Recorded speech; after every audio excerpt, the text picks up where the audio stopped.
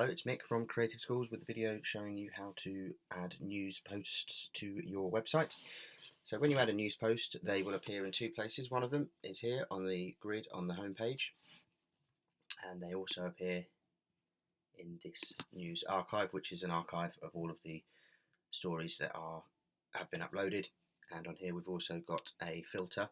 So if I'm only interested in stories from year one, I can click on that and it will just show me the stories that are relevant to year one, and I'll show you how you can categorise those. And that's really important for adding those in, especially if current parents are going to be coming back to the website to look at any photos you've uploaded of school trips or sports fixtures and things like that. So we're logged in, pardon me, and to add a news post, all we do is hover over the new on this black ribbon that will appear once you've logged in. Hover over new and click on post.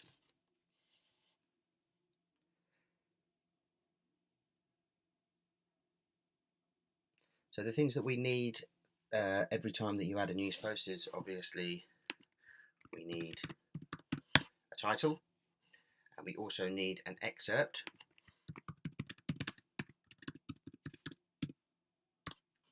And what those are, if I just go back to the home page,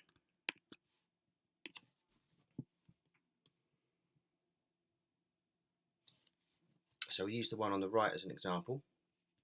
So this is our title and this is our excerpt.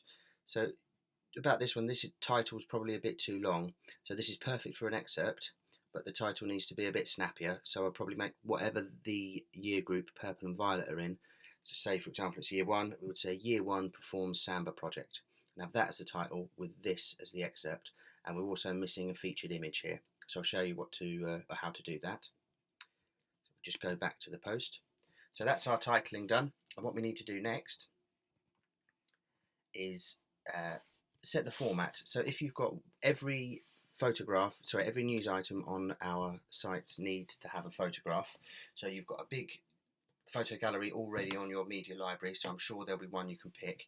Ideally for each news stories we would be able to just take a photo, and on these they don't have to be perfect, they can be taken on a mobile phone, or you can get them off the internet, but always be careful about the copyright on images. So don't just Google search one and put it in, because you might get asked to take it down. It can be a bit embarrassing. So if you've 9 times out of 10 it will just be an image and some text. So if you've just got one image, scroll down to the bottom here, see featured image, and now that is the image that appears on here. So this is a featured image here. So we'll go and set that featured image, and we'll pick that one, set that image, and it brings you up a little preview of it here as well, so telling you that your image has been uploaded. So that's all you need to do if you've only got one image, and then you can type the rest of your news story here. And what you can do with this is you can make this a header, put some more text in, paragraph text underneath, and you can also bold and italic, and you can also link things. So if we want to put a link in, we'll just highlight the text, click on the link, put in the website that we want to link to, click apply, and there that part of the sentence is now a link. So the next thing you'll probably want to do is if you've got a gallery, so if you've got more than one image, on the format over here, we'll just select gallery, then make our way over to add media. So this is where you add all your media from. And the very important stage that quite a lot of people miss is just to make sure you've checked create gallery over here, and you'll know that you've clicked it or not, because you can, when it's inserting media, you can only do one at a time. If you've got create gallery selected, you can click several, so you can undo them as well. So we're just going to pick 3 photos, so we'll choose these 3 here, going to be our gallery.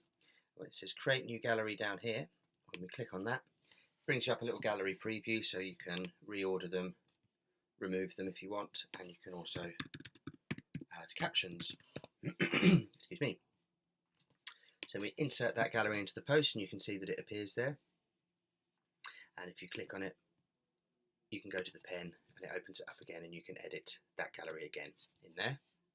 So we don't need to do that this time, so we'll cross that off.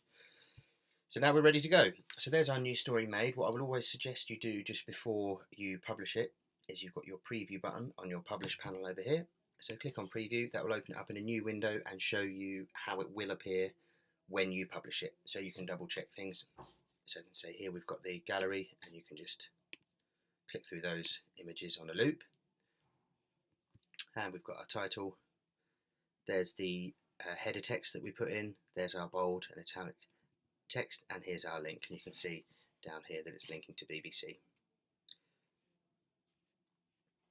So that's our news post done. So then all you need to do is publish it. So again, 9 times out of 10 you can just, when you're happy with it, hit that publish. But there are a couple of things you can do as well. The status is always a draft till you've published it, and then this will change to publish, and you can always change it back to draft if you find a mistake, and then it won't appear on the site. Visibility is public.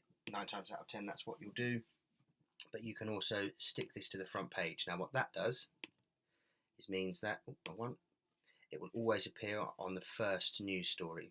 So whenever you add in a new one, that news story will come in number 2, and this will stay as your stuck post by ticking this. So you will only stick something if it's really, really important, like if the Queen came to visit or something that exciting that you want to leave up there for a month. Then when that news story's had its time being stuck, you can just edit it, come back in and untick that. Password protected and private. If there's anything that needs to be that private, I would recommend that you don't put it on the website, because what you should be doing on here is making everything available for everyone. So you can password protect things if you wanted to, but I don't think there's any scenarios where you would, and you just type in a password, and then only people with that password will be able to see that news story. And private means that only people with a login, so only people that the school have given a login to that can see things like this, will be able to have access to this news story. So again, you don't want that, so we'll put it to private. And finally,